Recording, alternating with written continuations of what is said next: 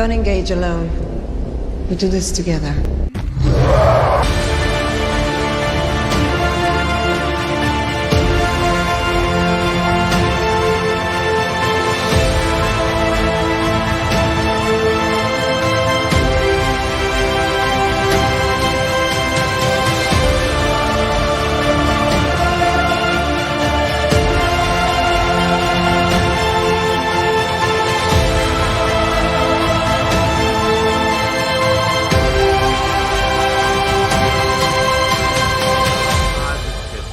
Yeah, We got it! We got New 52 book.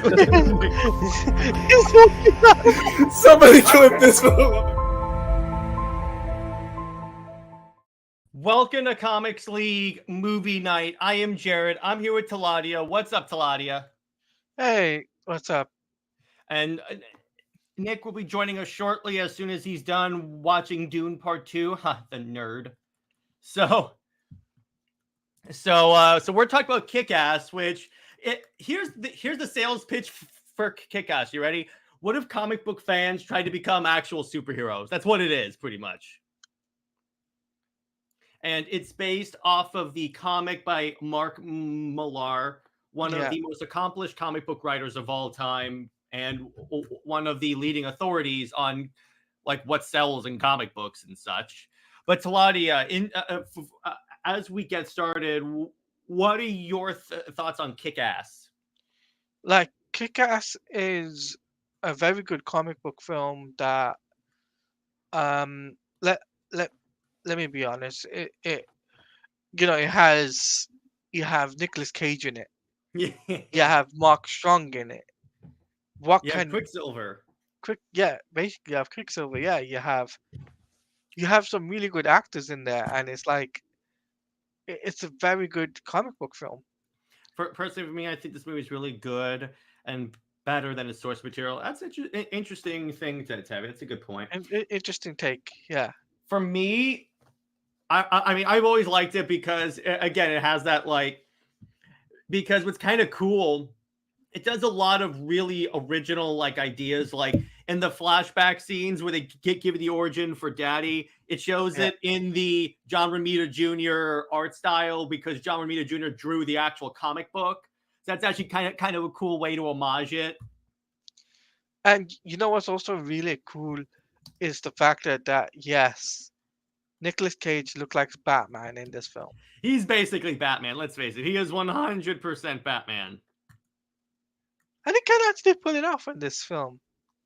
Yeah, oh yeah. It was kind of funny. I could see Nicolas Cage playing a Batman. Yeah. That would be very interesting to see him as Batman. But yeah, it was interesting to see. I think this is where Mark Strong got the villainous role for Sinestro through Kick-Ass. That would make sense because he was a solid villain. He's always good at playing bad guys, I noticed. And in this one, he's kind of playing a Black Mask like role, and that he's like the mob boss. And I like how the superhero starts screwing with him. So he decides, okay, I'm going to turn my son into a superhero, kind of, and then have him like take down the hero. Yeah, and it didn't work out in the end. No, it did not work out well. To quote Nick, it's like according to Kick-Ass, he didn't see that coming. Yeah, he didn't see that coming. Yeah, exactly. So, what else is kind of cool about this is the references it makes to like other comic books. One of the things I liked was how he how when he it gets like hit by that car and all this stuff is put inside him, he's like, I look like Wolverine.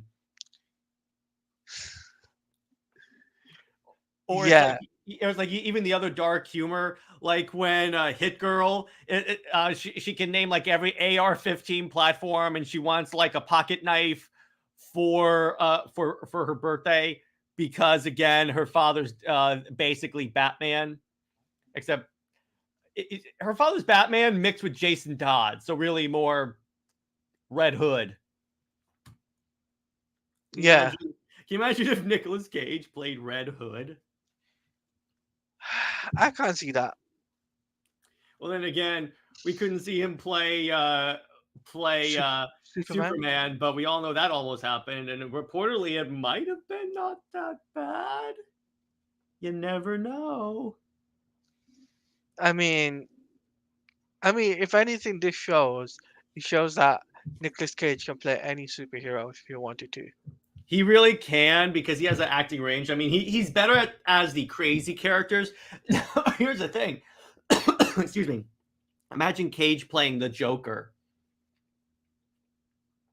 That's not a bad shout, Because he gets that like charisma role. I mean, just look at the way he played Ghost Rider, and that's pretty much the way he could play the Joker.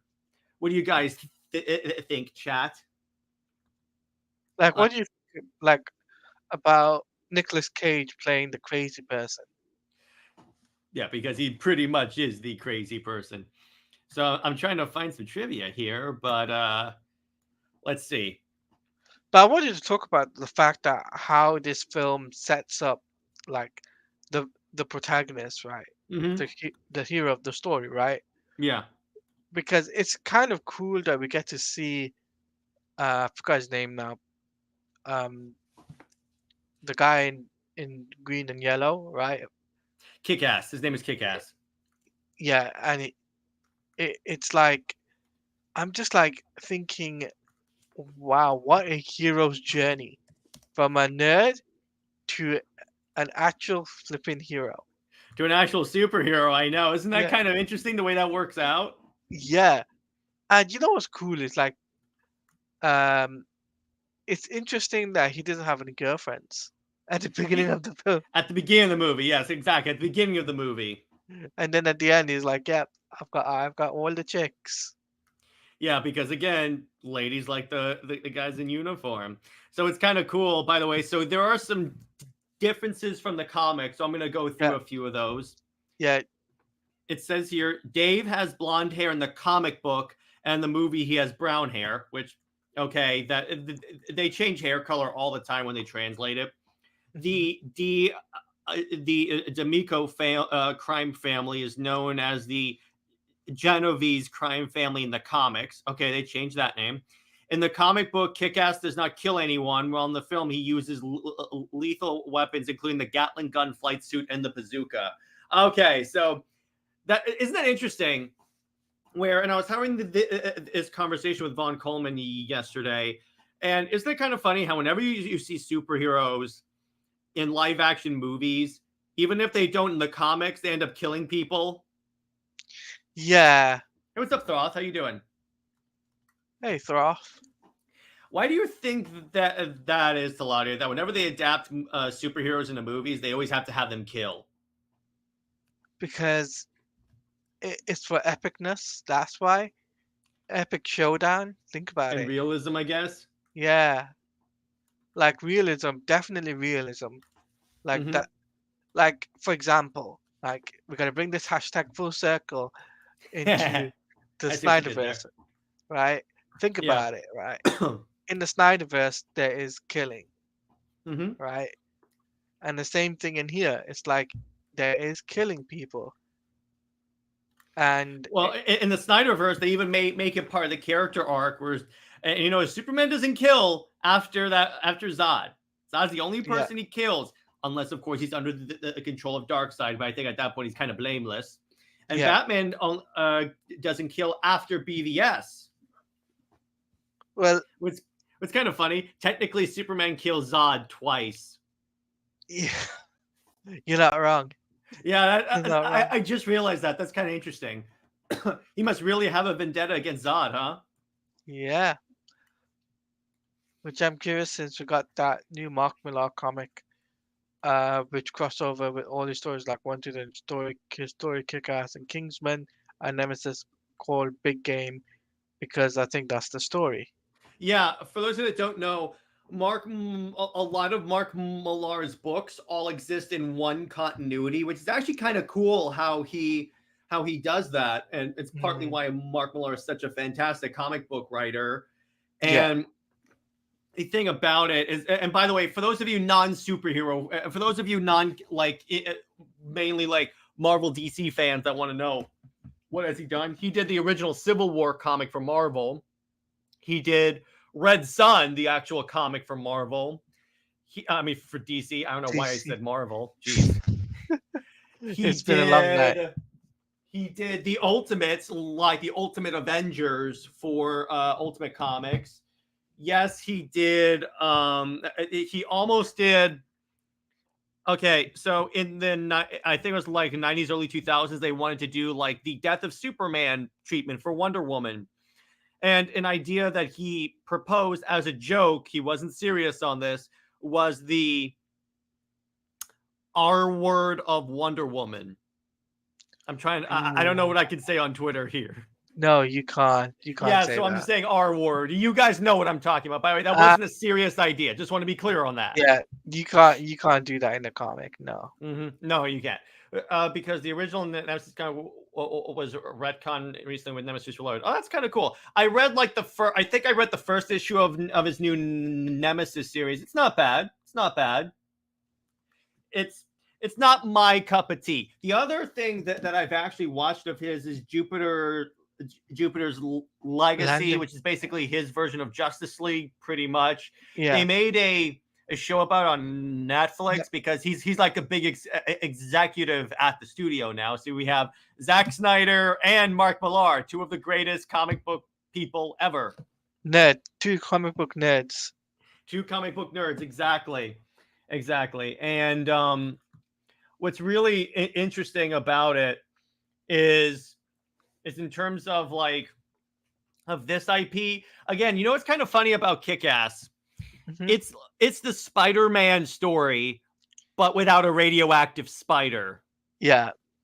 110%. And except in Uncle Ben dying. It's kind of funny. You notice how like so he's Kick-Ass for about a week, and then all of a sudden there's like a whole line of comics about him. It's like everything's like really sped up, and I'm like, how fast are they drawing those comics? Yeah, it's like wow. Yeah, yeah. Go ahead. It's also interesting. What I find most interesting is the dynamic between Kick-Ass and the villain Mark Strong's character. It's very interesting to say, look, he has like the Lex Luthor. Frank. Yeah, he's Lex Luthor. He's basically Lex Luthor. He's basically Lex Luthor in this film, and I'm just like thinking, why didn't we get this in the Snyderverse? Well, I would have. Yeah, I definitely could have seen him playing Sinestro in the Snyderverse, 100%. I mean, James Gunn, if you really want to make me happy, you could cast Strong as Sinestro, or like nudge them in that direction. That'd be interesting. Just saying. But it's like I just like how like he's Kick-Ass for a short while, and all of a sudden there's like a line of merch and everything for him, and he's like, oh, "This is cool." What's also like really really cool is the way that it's going.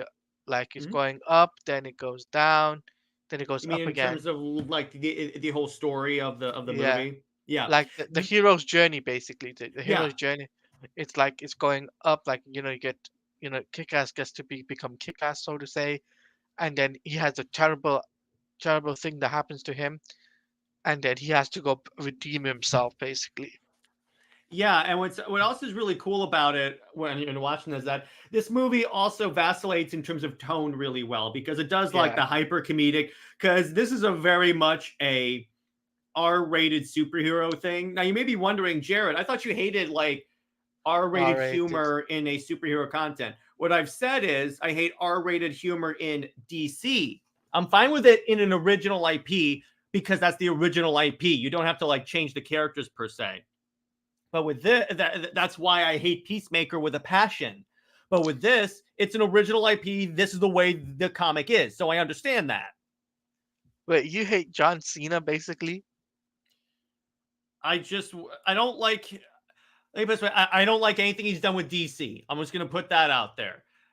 Okay. The other stuff he's done, like I liked him in Bumblebee. I thought he was really good in Bumblebee.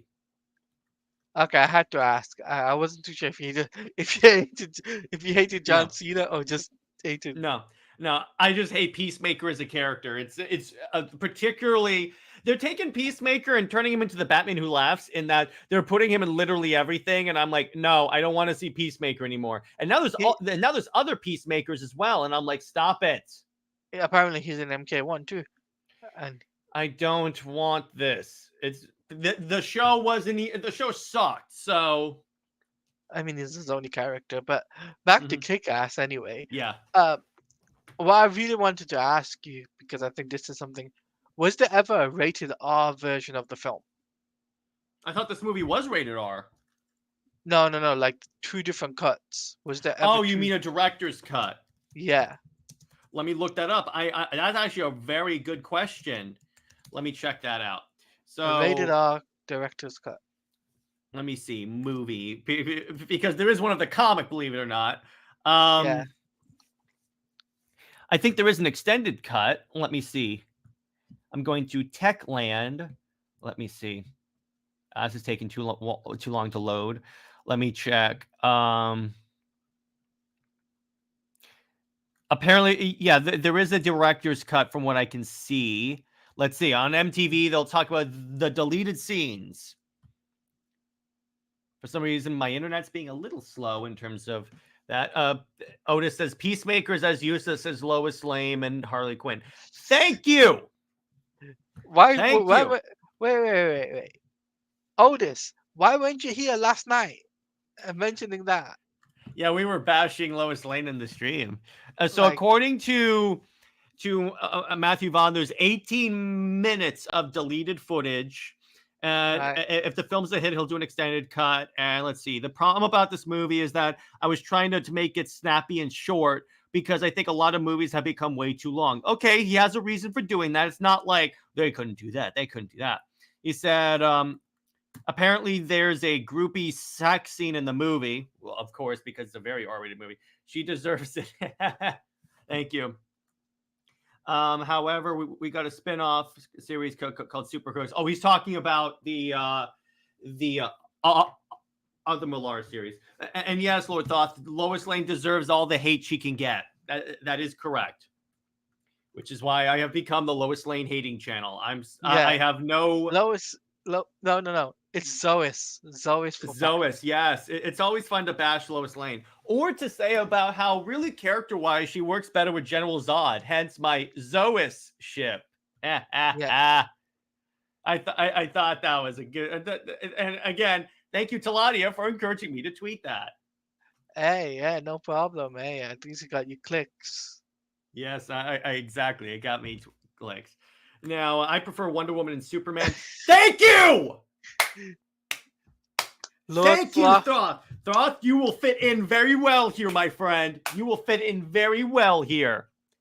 Yeah, that's not ever going to happen. Yeah, it is. It's happened in the comics, and it's canon, Taladia. Wait. Tavia, damn it. You slipped up. So does Lady Thoth. Now, that's a couple that agrees. I like that. But I wanted to say, right? Imagine if James Gunn does a ship with Superman and Wonder Woman, just saying. Yeah, that would be great. And then I may take back some of the things I've said about James Gunn. If he does that, Tavia... And by the way, Tavia, it happened in Crisis on Infinite Earths. Don't think that's not going to happen, dude. Hey, what's up, Brown? How you doing, my brother? Yo, what's up, Brown? Yeah, it's gonna be really good to see, because I got to tell you this. So Britt and I were tracking when Crisis came out. I thought the 2 most interesting characters in Jupiter's Legacy was the daughter and her boyfriend. Yeah, they were cool. Maybe we'll briefly talk about that as show on a later stream. But so when the Crisis thing happened, after you sent me that and we verified everything, and Crisis came out, the number one thing people were talking about was that 40-second kiss. And it's kind of funny. People were like, they're actually scared now that they're going to canonize it in the movies. And as Zack Snyder says, canon. What I got to do, I got to make a drop of us saying canon and have it echo. Yeah. Like how that would be so good. Like how Sil does it on his stream. Yeah, exactly. Canon. I would love that. And then, by the way, if that happens, if he announces a Superman Wonder Woman movie and it's called Power Couple, we're doing a stream and we're gonna be dancing. having Now, a party. here's the biggest. Gunn is going to make Lois Lane the hero in Superman Legacy, aka Superman. If he does that, I'm going to be pissed. Hey, what's up, lad? What's up, dude? Yeah, Lad. that is lad. That is lad. Boba Fett. Cheese. Feta cheese. Yeah, exactly. So, yeah. So, what will be hilarious, Steladia, is if James Gunn announces the Superman Wonder Woman movie, then he announces that, oh yeah, we're selling the Snyderverse to Netflix. So both corners of the annoying Twitter get like pissed off. That'd be really fun. That would be funny. And watch everyone saying that. Wait, I'm hoping that Infinite Crisis is a testing ground for Super Wonder. It could. Well, speaking of Mark Millar, reminds me, any opinions on them making a Kickass reboot? Oh yeah, they're making. I believe they're making another movie for this, a rebooted movie. What's there with everything in reboots? I know. Stop making a reboot. Just, you know what it is? Hollywood is not creative enough, dude. Hollywood is not creative enough. Yeah, Brian, I'm worried about the Trunks too. Yeah. I know, Thoth. I know. Which I don't really get why we need a reboot. We don't. Tell you that's the answer. We don't. It's just, again, Hollywood is not creative enough to come up with new stuff. So what they decide to do is rehash the old stuff over and over and over again. And I'm just like, for the love of God, please stop. This is not getting fun anymore. It's just not working. But so Taladia, let me ask you this: what's your favorite scene in Kickass? It has to be the that's a good question. Let me tell you my favorite: when he rolls up on the penthouse with the machine gun jetpack, and then he just unloads on the mobsters. That was awesome. Look, I may not have liked Kickass 2, but that doesn't mean I would reboot the series after 2. Yeah, exactly. You could do a sequel to like Extended and show what was Dave doing afterwards. That would be interesting.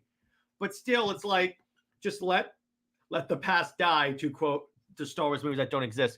The Sun was always going to be an interesting character arc. I only have read Big Game and Starlight of the Millarverse. Mm-hmm. Interesting.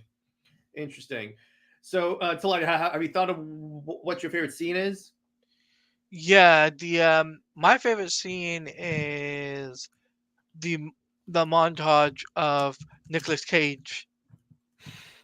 You mean the one that has the comic book panels on there? Yeah. I really like that, particularly because it's drawn by the same artist that worked on the original comic. That is really, because they could have just grabbed anyone to do it, but that is a very nice touch, and I really like that. That's tied with mine as like my favorite thing. Just realize Hit Girl and Kickass realizing superheroes. Yeah, they learn all this stuff is real. That is very cool. So I know this is a short discussion of the movie, but I figured let's do this. Let's do a little Q&A, and it could be on anything. It could be on Kickass for right now, or it could be about like anything you guys want to talk about. Any guys you guys want to ask us, ask away, because we didn't get to do that last night for Comic League Dark, but we want to do it here right now. We did briefly, but yeah, not as much as I would have liked. So go ahead. Any questions that you guys ask? It doesn't have to be about Kickass. It can be about anything recent with DC, anything recent with Marvel, anything really. About anything, whether it's video games, whether it's comics, whether it's animation, whatever, right? It doesn't have to be about DC. It can be about Marvel too. It can be about Super Wonder and why it's the best ship. Of course. But speaking of which, a little advertisement this week on Legacy. Britt and I are debating JJheat. So that should be really fun. It's going to be the Battle of the Titans. Yeah, except it's the Titans and someone that always brings the heat. By the way, here's something I can bring up. Zack Snyder did confirm that both of the extended cuts of Rebel Moon Part 1 and 2 are coming on the same day. So we're not going to have to wait for Part 2 extended. We're going to be able to watch all the extended cuts. Okay, that makes me happy. That has to be a stream. We are going to do a stream where we watch back-to-back each extended cut. Yeah. That'd be really fun. Tevye says, How do you guys feel about Batman Beyond returning? And that's awesome. I'm really glad they're doing it. It's also cool that we're getting Batman Beyond in Infinite Crisis, and on top of that, we're getting Will Friedle to revoice the voice of Batman Beyond, which is now we can classify that as canon. Yeah. Why is Gunn not interested about Jim Lee's drawing of Superman? I think it's because particularly he's very obviously building toward a Kingdom Come like event, and Alex Ross is known for Kingdom Come. Atchison says, do you prefer omnibus, trades, or comics? I prefer trades for the most part. I still collect like individual floppy comics and omnibus. It's just most of my collection is made up of trades. If I like a series so much, like New 52 Superman, I'll just buy the omnibus because I want to have the full story and read it. Plus, if I know I'm going to cover it on the show eventually with either on Taladia's show or like even on Comics League, I'm like, you know what, I'll get this. Plus the fact if the series that I'm collecting has a lot of meaning to me, like Jeff Johns' Justice League, I actually have that one in trades and in omnibus form.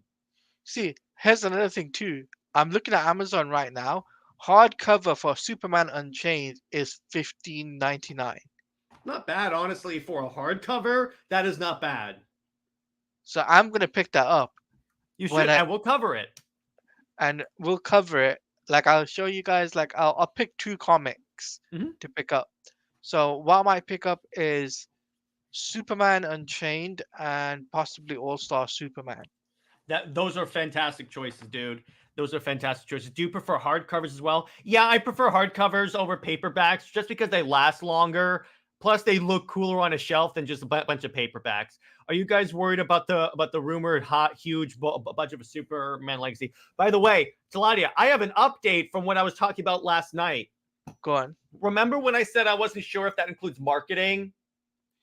Turns out it doesn't. It just says production budget. So is that worrying? No, because remember, in order for a movie to be a success, it has to make double its production budget to account for the marketing budget. In other words, that huge number does not include the marketing. That's worrying a little bit because it has to make close to 800 million now to be a success. I would say 700. 700 somewhere in there, which that's possible. It could happen. It's just, I'm not saying it's not going to happen. I'm just saying it's going to be more difficult for it, particularly in this like area where people are looking down on like Superman. Superman movies historically have not made $1 billion. If Gunn does that, I will take off my hat to him. Who draws Superman best? My opinion is Jim Lee. That's a good question, Taladia. Who do you think draws Superman best? For me, it has to be Jim Lee or Alex Ross. Those are the only 2 I can think of that does the character well drawn. Yeah, exactly. My the thing about Jim Lee, one of the panels I love about Unchained is that there's this panel of Superman being underwater, and then you can see like he has his like red eyes on, but it's like steaming the water. Yeah, I freaking love that. That is so cool. And then he does the shirt rip, but you can see like the nanobots of the suit materializing. Yeah. I saw that in like Comic Storian's video. That is just so cool. Speaking of events, that reminds me, any opinion on Absolute Power, the newest DC event? Because for me, I'm 50-50 on it. Most because, yeah, Tevia, that's my problem with it. Because they went from event to event to event to event. Plus, we're getting a Superman event at the same time. And I'm like, just stop with the constant events. Just take a year off. What they really ought to do is, what they really ought to do is make it, and by the way, Nick just DM'd me. He will be on the show in a little bit, and then we'll get back to talking about Kickass because he knows a lot more about this stuff than I do. But it doesn't really work for me being event because I can't get caught up. It's really tough. I think Superman Legacy's budget should be 260. What should be according to you? According to me, you can make a decent Superman movie for that. That has to be the total, but that has to be everything. Because here, I mean, 260, maybe that for like. I think the reason why the production value is so low is because of Warner Brothers bleeding money, right? Mhm. And I think the reason why marketing is about 200 plus million is basically because they need that 200 plus million to try and get fans interested, Yeah, right? it's double a movie. What's kind of funny is that so far I haven't seen any marketing for it. And I'm like, whoever's in charge of DC's marketing needs a new job. Who writes Spider-Man, Superman best? Because for me, it's Jerry Conway and Tom DeFalco for Spider-Man and Peter J. Tomasi and Dan Jurgens. Well, we know Peter J. Tomasi is your favorite, Tavia. Best Superman writers for me is Jerry Siegel, Joe Shuster. That's good. Grant Morrison is one. Grant Morrison. Charles Sewell. You know him from Superman, Wonder Woman. You know that.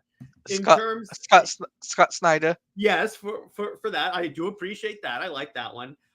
In terms of for Batman, I would say for drawing Batman is Jim Lee all the way. Jim Lee all the way. If you ever cover Batman Hush, I'll show you that. But in terms of writing Batman, I like Scott Snyder, some of Tom King, emphasis on some, and Chuck Dixon, because I'm reading the third and final volume of Nightfall. It's really great. How about you, Taladia?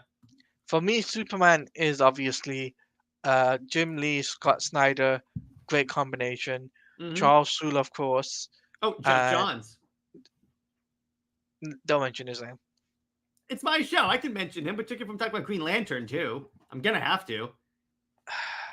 He like this way. He sucks at making movies. He's good at making comics. I'll put that out there. Yeah, but there is one comic book artist that I really think that deserves credit. Obviously Alex Ross, but the guy who does the guy who did Public Enemy, and Public Enemy. Ed McGuinness. Yeah, that art style is pretty cool. Particularly for like Jack style characters like that. Even post-Crisis, Superman drawn by Jim Lee was excellent before New 52. Yeah, exactly. Jim Lee draws anyone really well. Jim Lee's Wonder Woman is freaking gorgeous. WB would be really dumb if they spent all the money just to make Lois star. Let me put it this way. If it's true that Lois is the main star of Superman, that movie's not making $1 billion. That movie is not making anywhere near that. Because you will turn off the Superman fandom if you make this about Lois and not Superman. And Lois you know why they do that, Taladia? Because they know that Lame is not a big enough IP to last on her own. They've tried this before. They've given her her own comics. It bombed horribly. Jason Fabok is Jason Fabok, yes. When we cover Darkseid War, you will see some freaking epic art by Fabok. Okay. You will love that. I don't want to show it now because I want to build up the anticipation for it. Question. Speaking of Marvel characters, how do you feel about Krakoa era coming to an end? Couldn't have be coming to an end faster. Who is the best casting choice in the Gunverse? Honestly, his Perry White's pretty solid. Perry White. That is pretty solid. That is pretty solid. And you know what it reminds me of? What? My Adventure with Superman. Perry White. And by the way, some people are accusing him of ripping off Man of Steel because Perry White is played by Lawrence Fishburne in the Snyderverse. He kind of is. But don't get me wrong, as a Snyder fan, I think he's got this he's got the Perry White locked down to a really good actor. He does. Tavia, Jorge Jimenez and Patrick. Okay, so Nick is here, so let us welcome him in. Where's the old man clip? I am Phoenix. Hello, my good sir. Hello. Back to Kickass. No, excuse me. I need to hijack this stream for a second. I just got back from Dune. How was it? Really great movie. No spoiler. And awesome. Go see it. Okay, now you can return to Kickass. All right. So Nick, let me ask you this. So we're starting March Millar Madness now. Give me your general thoughts on the movie. Okay, the meme answer is the movie is Kickass. Well, yeah, there you go. Okay, but seriously, I just think the movie kind of has like a heart to it. Like Mark Millar always kind of has like a satirical wit to him, but he also kind of has like a heart to his stories. And while this does kind of diverge in some places from the original comic, it actually is very faithful in other respects too. Like I think this is probably one of the more faithful Mark Millar adaptations. I mean, it's you got like it. Like Wanted is like the least faithful. This is probably like on the most faithful. You got two ends of the spectrum here. Yeah, there's barely any inaccuracies. Besides in the movie, Kickass actually kills, his hair color, and the name of the crime family. That's it. By Brown. They did age up the characters a little bit. Yeah. I've seen the art. I'm like, yeah. Jared, have you seen the rumor about Superman Legacy script being ripped off from BBS? Yeah, I have. It's like the main script idea. Reportedly, what people are saying, and I don't believe this yet because I still need to see more information. But reportedly, the plot is that like Lex Luthor manipulates other superheroes into seeing Superman as a threat, and I'm like, wait a second. Wait, I've heard that story before. Probably told a lot better too. Yeah, probably told a lot better. That included actually characters that people care about. The other thing about this movie is it actually did start a movement of real life superheroes for a couple of years. Like the term real life superhero didn't actually become a thing until after the first movie, and they actually did acknowledge the movement in the second movie by naming it. Mm-hmm. Also, double Quicksilver. Well, yeah, you got two Quicksilvers, yeah, exactly, and yeah, that is true. And it's kind of funny. It's like I wonder if this movie actually inspired people to like put on a costume and fight crime. It actually did. I literally, that's what I was just talking about. Yeah. Mm-hmm. That would be that's cool because obviously I've heard of like some of the people, but that is interesting how that does that. And I'm surprised that they haven't done like this concept in other movies. Like someone's a comic book fan and becomes a superhero and becomes a superhero vigilante. It seems really interesting. But Nick, what's your favorite scene from the movie?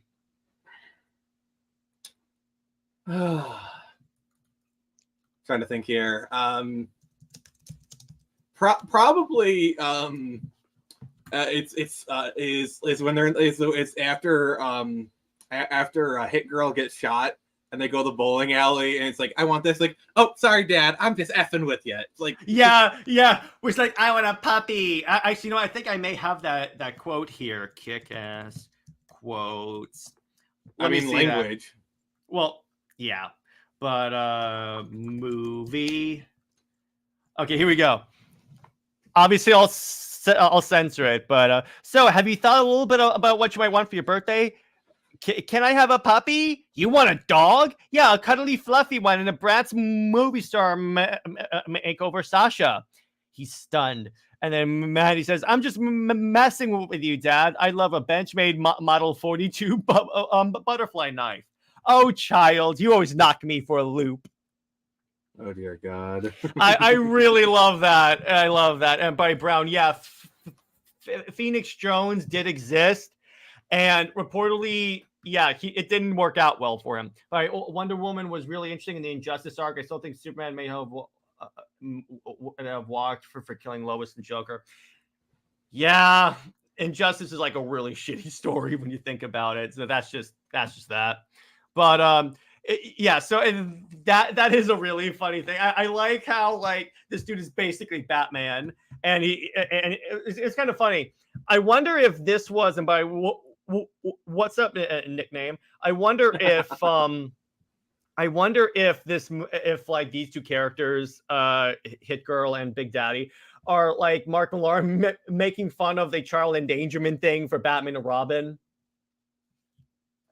Possibly. I mean, the child endangerment thing has literally been an thing for Batman and Robin since like the 40s.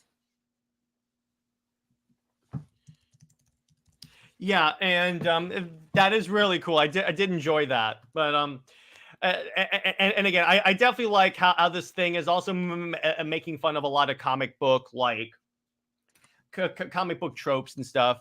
I also like. Here's the thing. Normally, again, Nick, I said this before you hopped on, that I don't like really big vulgarity in superhero content, mainly DC. But I think this, I don't mind it because it's actually baked into the DNA of the IP. It's not like you have to add it in there. Yeah, agreed. Yeah, exactly. Which is just disgusting. Well, imagine if this is Garth Ennis because of how he does it. If it were Garth Ennis, it'd be a lot worse. There's a reason why I haven't read those boys comics. Like, and there's a reason why even Nick, you want to tell the audience how you're burnt out on the boys? I don't know. It's just like, while the show has toned it down drastically, The Boys is vulgarity for vulgarity's sake. The thing is, in Kickass, it's vulgar, but it kind of serves a purpose. Mm-hmm. I would argue, like yeah, you don't become a real life superhero because you're gonna get the crap kicked out of you. Yeah, exactly. And plus, here's the other thing. This is a high school kid turning into a vigilante. It's not like, well, in the movie, it's a high school kid. It's not like it's like an adult becoming the hero. And it's not like The Boys where everyone's like more, and I use this word very lightly, mature. So it's a little bit of a different like occasion, if you will. Yeah.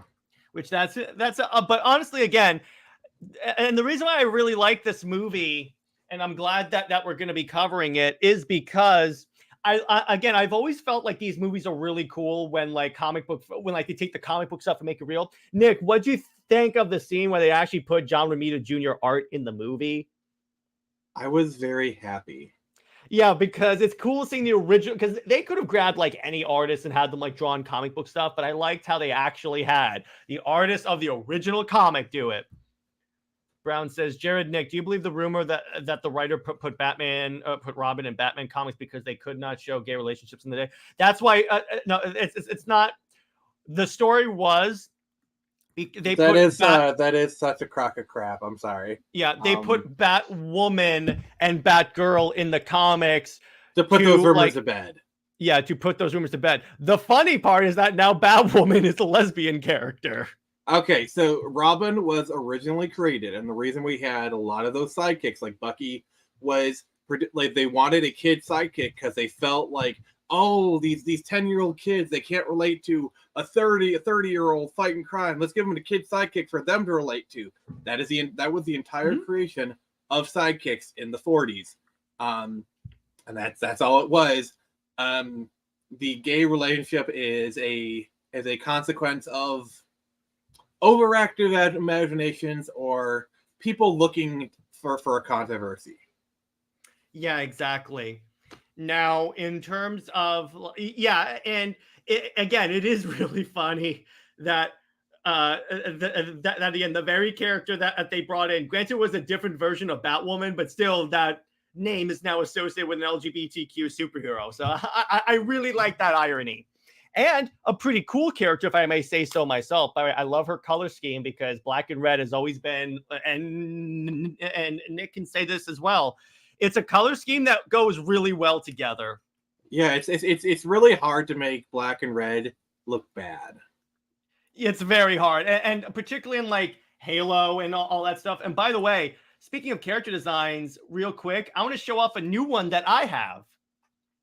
Ooh! So we made our girl in the chair, if you will, my version of Oracle. Her nickname, I tried to like find something that would relate, but I'm just gonna call her call sign is gonna be Hera.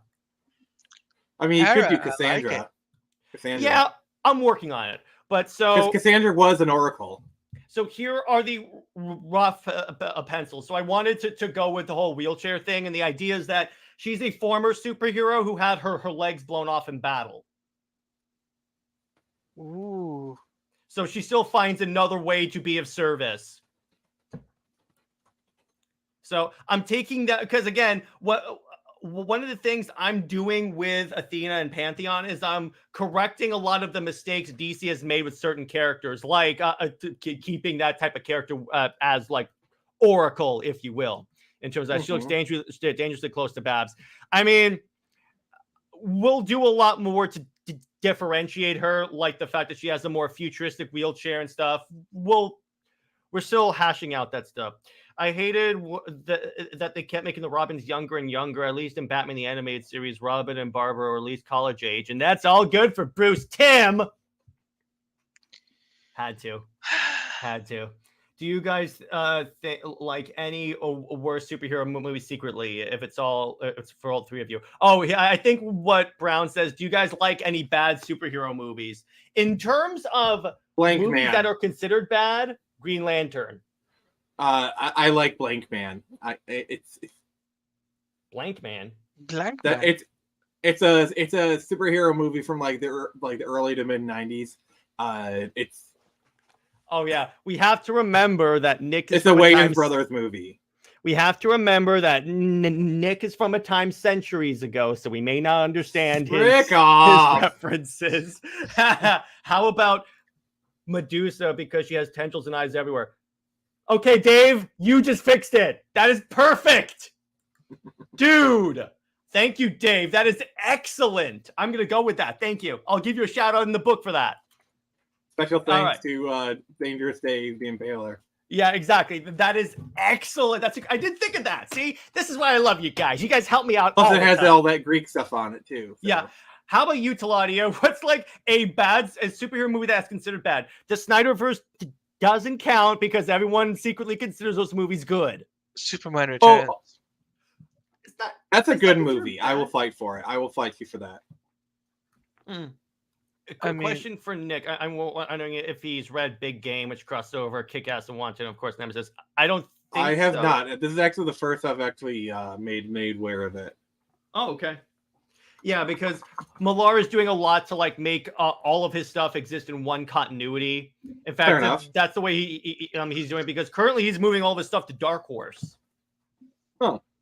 Which is kind of cool. I really like that. And then in terms of, so let's see. In terms of like another bad superhero movie that I enjoy, Gods of Egypt. It's kind of a bad one. Secretly. Secret. Well, another secret movie I really watch, right? I would have to say is Catwoman. Batman and Robin is so far entrenched in the so bad it's good category. I enjoy it ironically. Me too. Bat bomb. Dave. Everyone. Superman 4 because he's shown on TV all the time when I was a little kid. Okay, fair enough. He has a nostalgic attachment to it. I mean, if you want to talk about one movie that is like the worst ever, but I kind of like it, is Zack Snyder's Justice League. Okay, Nick is never showing up to Comics League ever again. Worth it. Question: any opinion on Madam Web? No, I didn't watch Madam Web. I'm going to save that one for when it's on streaming because that's not worth a movie ticket. No, that's not worth my time. That is not worth the brain cells. Well, let me put it this way. I still haven't watched The Marvels. And people keep asking me my opinion on it. I may watch it now that's on Disney Plus, but it just looks so bad. Plus, it's the bad version of Carol Danvers. Why would I waste my time with that? I just want to say I love how Dakota Johnson did the things like, I too can also see into the future, and Madam Web is going to be a hit. Everyone made the same tweet. I did the same. Like, no, it's not. No, it's not. Yeah, and then it'll be kind of funny is if everyone started flooding our comments with it's Morbin time. It's Madam Webbing time. It's webbing time. That's good. It's webbing time. It's Tavia says mine was Alien versus Predator, the first one, because I know it's ain't a superhero movie, but I always found the Predator to be sort of anti-hero in that movie. Well, here's the thing, Tavia, you can count that because Predator is crossover with Batman. Still counts. Well, Predator is the one with Adrian Brody. I actually think it's pretty good. That one's great. The Predator that is. Oh, you mean the Predator, the one where the autistic superpowers? That they want to get autism. I'm like, I was watching that recently, and I'm like, you cannot make that good. As a person who actually has autism, I am legit. That movie is legit offensive to me. Yeah, I know. I'm offended. Yeah, it was kind of funny, is that, and plus also, it's kind of funny. Apparently, predator dogs, you can like make them turn to your side by just shooting them in the head. And I'm like, oh, Prey was great. Prey was awesome. We just talked about The Predator, which is so bad. I'm just like, The Predator 2018 was one of the worst movies ever made. Yeah, The Predator is really bad. Even though the CGI looks pretty decent, it's like, the fun part about The Predator was the character interaction because they captured the the guy humor of the first movie, of the very first Predator movie. It's just the rest of the movie was utter garbage. When you hire the person to direct the movie who literally wrote the first movie and was in the starred first movie. Yeah, exactly. Of course you're going to have that dialogue work because the guy who wrote the first movie literally wrote this movie. Like, yeah, I know. That's cool. I definitely enjoy that. And that's why I'm like, that part I liked. The rest of the movie is like, because here's the thing also, the premise of the movie is the Predator is coming to aid humanity. He wakes up and starts murdering humanity. Also, I do like they flip the classic line where Olivia Munn's character is like, "You are the most beautiful mother effing thing ever." Like, I actually kind of thought that was kind of cool. Because we had Predator dogs before in Predators. That was awesome and badass. Yeah, but here's the difference, Tavia. In Predators, they didn't look like just dogs with Predator heads. In The Predator, they did. What is the worst Marvel movie that you secretly love? That's a good question. Now, are we talking MCU or Marvel in general? He just said Marvel movies, so let's treat it as Daredevil. all-encompassing. X-Men 3 to a certain degree. Okay, actually, I'm going to say Spider-Man 3 because Spider-Man 3, there is a good movie buried in there. Okay, cool. They made an effort at least, except for as a fan of Venom, I'm very offended by that movie. I mean, I don't really blame Sam Raimi because he was never really a Venom fan. It was forced upon him, so I don't blame him. Yeah, Tevia says, "Oh yeah, the Predator." Apparently, the plot was like really changed because they were gonna be like, there was gonna be actual Predators show up in like U.S. Army fatigues and team up, sabotaging a movie. No! Oh my god, that has never happened before. It's almost like there's another whole studio that had a great idea but then destroyed it. Yeah, it's like at Warner Brothers. Oh my god. The Predators was underrated. The duel between the Yakuza guy and the Predator was a great scene. Yeah, that was dope. The sword fighting scene, that was really good. I love that one. And Prey was good. Prey was legit good. Spider-Man was ruined by his co-director and Sony. Yes. Actually, Spider-Man 3 was ruined by two words. Avi Arad. Avi Arad is the one who forced Venom into the movie. And basically, that because like originally the movie was supposed to be Sandman and the Vulture. They cast Ben Kingsley as the Vulture, and Avi Arad was the one who forced Venom into the movie. And you can tell Raimi's heart was not in it. First off, Ben Kingsley as the Vulture would work really well, and also, yeah, Sandman works better for the character arc. They could have built up to Venom and had him show up in Spider-Man 4, but no. Like, I still stand by this day. The Sandman story we got in Spider-Man 3 is legit good. Yes, that is really good.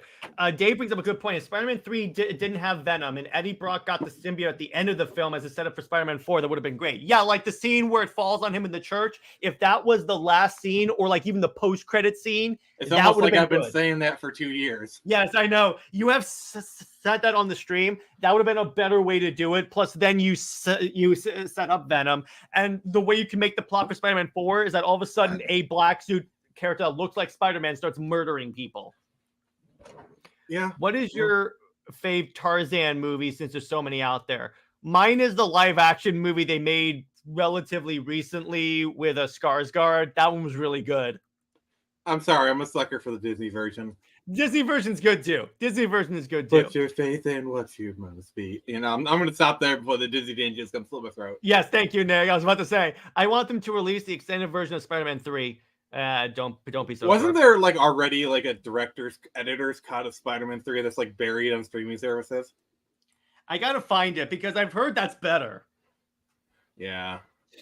Favorite it's almost like the director's cut of things makes it better. There's no, don't tell me that like a director's cut of like it's almost like a superhero team up movie director's cut is way better.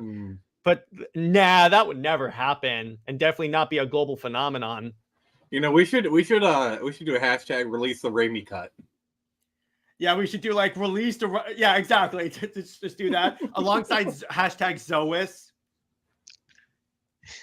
Oh my god, that's my new thing. I'm done. I'm embracing that, baby. That may be my April Fool's video. If Sam Raimi did want to do Spider-Man 4 with Venom, they could have gotten someone like Matthew Vaughn to take over. Oh, and if he didn't want to, Matthew Vaughn doing a Spider-Man movie would actually be pretty cool because you're well, actually, Raimi was developing a Spider-Man 4. It was going to have the Lizard, but then they kind of forced it out. Wasn't it also Vulture. briefly going to have like Mysterio because who's that guy? Bruce Campbell. They were going to make it where Bruce Campbell was Mysterio this entire time, which would have been freaking awesome because he shows up in every movie. Yeah, and the Vulture. Yeah, and the Vulture as well. Yeah, that would have been cool. Yeah, it's almost like I wish they would do that. By the way, did you guys see that like Thomas Hayden Church has said that like he's pretty sure they're gonna make a Spider-Man 4 with Raimi and Toby? Yeah, I saw that on Twitter. We need an Amazing Spider-Man 3. That's what. I definitely want that. As much as I would love a Spider-Man 4, as much as I would love that, we need to do an Amazing Spider-Man 3. That's the one that needs it badly enough. But and the thing with a Spider-Man 4 is you have to acknowledge the passage of time. Mm-hmm. Because Toby does not look like he did in 2007. Yeah, but see, yeah, I'm more inclined. I'm with you, Nick. I'm more inclined to Amazing Spider-Man 3 because first off, I think those movies were definitely overhated in my opinion. I really enjoyed those. The only problem I do acknowledge is that Garfield is too cool to play Peter Parker. Spider-Man, he's great because he actually quips. He's like, "Oh no, knives, my one weakness." Well, I love that scene. The thing is, Garfield's kind of more playing a college-age Peter Parker. Okay, that makes sense. That makes sense. Like if you look at like post-high school Peter Parker, he's a shoo-in for that version of Peter. I love when Uncle Ben is trying to embarrass him. He goes, "He's got a picture of you on his computer." Is it too much to ask for Black Cat to make an appearance? Yeah. Well, apparently it's too much. Oh. Look. Go ahead, Nick. Oh, that's fine. You do realize in Amazing Spider-Man 2, Black Cat did appear. Yeah, but not as Black Cat. It was like of some. I realize that, but not in the suit and everything. If they do an Amazing Spider-Man 3, I want her to come back as Black Cat, please. And then have. See, here's the thing. They don't even have to have Gwen show up and be like a side character, like a co-lead of the movie. Just have like a past thing, or maybe that's the post-credit scene where like he reunites with Spider-Gwen. I want Emma Stone and the Ghost. It has to be Emma Frost. I almost said Emma Frost. Jeez, Emma Stone. Nick, Jared's been slipping up. He first called Tevye me. Okay, so don't believe anything Taladia says. He is lying. You're now on the bottom, sir. Oh, okay, Jared. I have a question for you. Since you're such an Emma Frost fan, if they were, who would you want to play Emma Frost in live action? That's a good question. Definitely not January Jones. I can tell you that much. Absolutely I agree not. with you. Let me see. My pick is Anna Taylor-Joy. Anna Taylor-Joy. I would prefer an older person to play Emma Frost. Can I pick a DC actress? Nothing from the main Justice League. Good, because I don't want to put Gal Gadot because that's the obvious choice. Honestly, I could see, and by the way, in the chat, you guys want to help me out here. The lady from Spectre, the lady who played the French girl from Spectre. Yeah, I could kind of see her playing Emma Frost. Yeah. Sydney Sweeney as Emma Frost. That's not a bad idea. She needs to play Spider-Woman. Okay. I'm sorry. She looked great in that outfit, and like hearing how she talked, I want to see her get another shot. She was done dirty. You know what's kind of funny? She only signed on to play Madam Web because she thought it was in the MCU. I want her to get a second shot. I'm sorry. She was done dirty. My only gripe with Black Cat in most comics is Spider-Man doesn't take her to jail while he does the other villains. Well, here's the thing, Nick, and I'm talking to nickname. Yeah. That's like Batman not taking Catwoman to jail. I mean, have you seen the outfit that Black Cat wears and like she's all over him? I wouldn't. Oh, it's kind of funny. I love the power of the cat. Nick, I love an Ultimate Spider-Man when he meets Black Cat. Doesn't know he's like a high school kid, so she goes in to kiss him. She finds out he's a high school kid, and she barfs on in his lap. Oh wow, that was so good. Sigourney Weaver as Emma Frost. Actually, yeah, that's not a bad idea. Ripley... Actually, fun fact. So when what's his name? The X-Men director, the original X-Men director, Bryan Singer. Yeah. When he was still playing and doing X-Men 3, they were going to have the Hellfire Club. You want to know who his choice to play Emma Frost was in X-Men 3? Ripley? Sigourney Weaver. Oh, sweet. Yeah, fun fact. Sydney Sweeney as Power Girl. We all know why. Yeah. I mean, exactly. she's got the upper body strength. Yeah, question. How would you do a Superior Spider-Man adaptation? I wouldn't, because the whole mental thing just doesn't work. Oh, here's an actual good idea, particularly since in the DCU they're doing younger guys. Sydney Sweeney as Black Canary and Glenn Powell as Green Arrow. You know what's kind of funny? Glenn Powell, I've said him for like Guy Gardner. Is Glenn Powell the guy from Top Gun Maverick? Yeah. Aren't they actually married in real life? I didn't know that. Dating? But that could actually work. And you know what's kind of funny? I could actually see Glenn as Ollie. I could actually. Yeah, because I was about to say he could do if he, because it's kind of funny. It would be kind of funny if the title for Top Gun 3 is Hard Traveling Heroes, and they do the Hal Jordan as Pete Maverick, and then dude, quit stealing my ideas. And then Bagman or like Hangman is Oliver Queen. Because you know what's kind of funny? In that movie, he's comics accurate Oliver Queen. Suck that, Stephen Amell. I don't know. That might be stretching the concept a little bit too far. That would be hilarious. Sigourney Weaver should be Cassandra Nova. She would have made a good Emma Frost in the 90s. True. I agree with that mental stuff doesn't work. Yeah, the whole swap bodies thing. Because here's the problem with that, guys.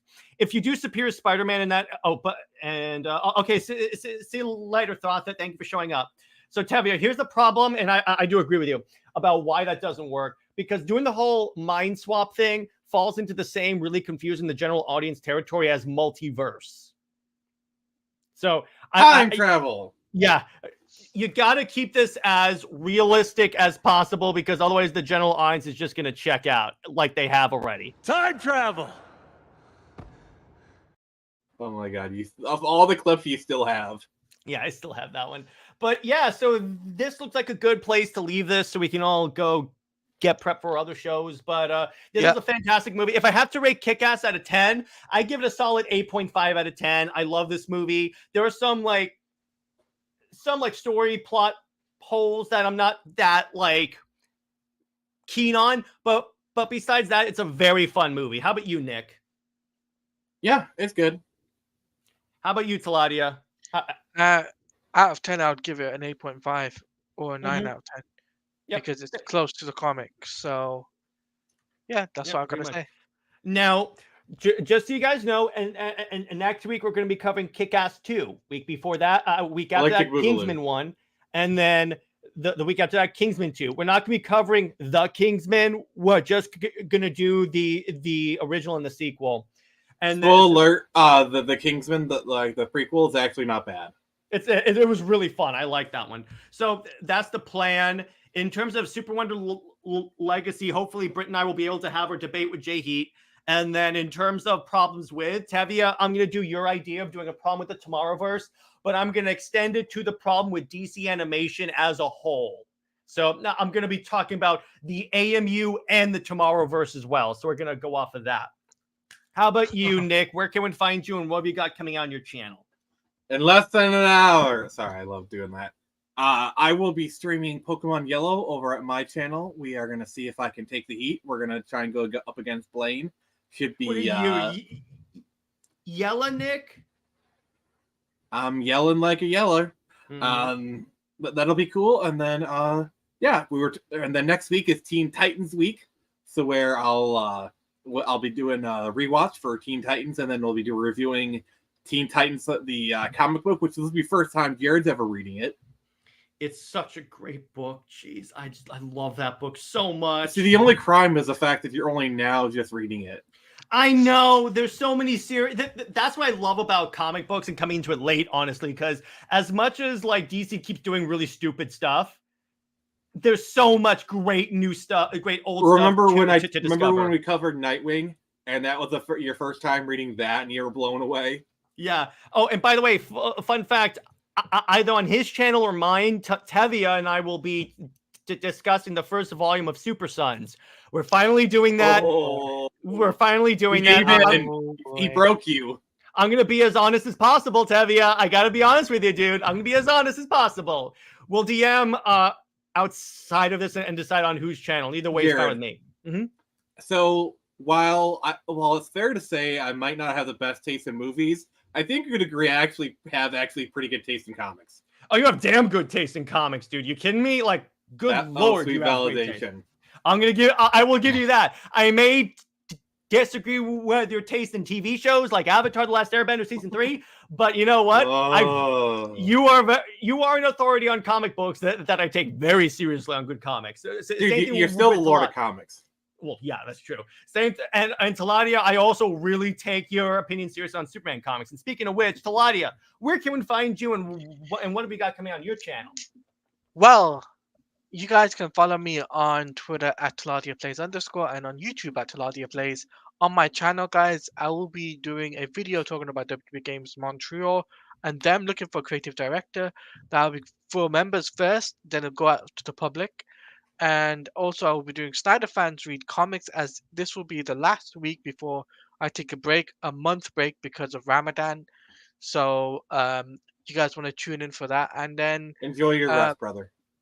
Yeah, it's gonna be hard. It's gonna be a hard month. And then after, when I return, we're gonna be doing Batgirl, and we're gonna be doing movie night with Ruth as we watch Lego Batman the movie on my channel. Jared, play the ship clip. Play it. Oh yeah, it's a great idea. Thank you. I'm definitely gonna be doing this. Batman doesn't do ships. There you go. Yeah. Batman. And by the way, we'll be Dave asked a great question. Have you guys considered doing a book club type show? I would be up for it. Me too. Either on my channel I'm thinking of making that a members exclusive thing, but definitely that is being thought of. 100% that is being thought of, Dave. And if you have any suggestions, DM me or email me, do whatever you want to do to get a hold of me, and we'll think about that. Yeah. And also, just to let people know as well, I will be doing the return of Suicide Squad Killer Justice League when Joker drops. So I'll just do a gameplay for that. That's the only one stream I'm going to be doing. Me too. I'll be there too. You guys can hear me carry Taladia, because let's be honest, I carried you hard last time. Oh yeah, you did. Because I'm a better shot. I'm better at shooter games. Let's face it. I'm better at shooter games. So he's gonna have to carry. So Jared, are you saying you're a dead shot? You could say I'm a straight shooter. Exactly, Nick. So on that note. Yeah, on that note, we're gonna call it. So stay heroic, everyone. Remember, Lois Lane is Lois Lame, and Lois Lame belongs with General Zod. And we will see you guys in the next one. Thank you. Bye-bye.